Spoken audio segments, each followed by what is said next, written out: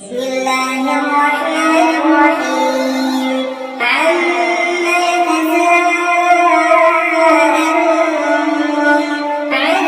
النبأ العظيم الذي هم فيه مختلفون كلا سيعلمون ثم كلا سيعلمون ألم نجعل الأرض مهادا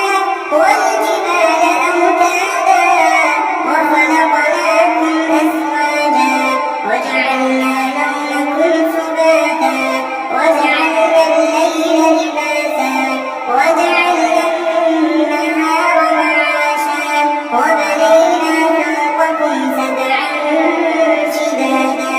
وجعلنا سراجا وهاجا